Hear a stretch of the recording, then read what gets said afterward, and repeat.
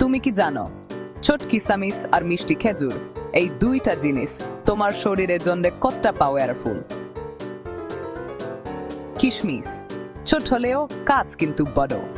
এতে আছে iron, fibre আর natural sugar, আর তোমার শরীরকে দ্রুত এনার্জি দেয়। আর খেজুর, এটা তো একেবারে এনার্জির পাওয়ার ব্যাংক।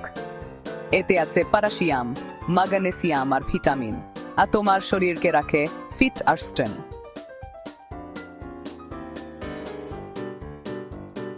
রোজা রাখার সময় মানুষ কেন খেজুর দিয়ে ইফতার করে জানো? কারণ এটা মুহূর্তে শক্তি ফিরিয়ে দেয়। আর কিশমিশ, এটা তোমার হজম ভালো রাখে আর রক্ত বাড়াতেও সাহায্য করে। তাহলে প্রশ্ন হচ্ছে, কে জিতবে, কিশমিশ না খেজুর? সত্যি কথা বলতে দুজনেই জিতবে, কারণ দুইটাই তোমার শরীরের জন্য সুপার ফুড। তাই প্রতিদিন অল্প করে কিশমিশ আর খেজুর খাও আর থাকো হেলদি। ভিডিওটা ভালো লাগলে লাইক দাও আর এমন আরো ভিডিওর জন্য ফলো করো।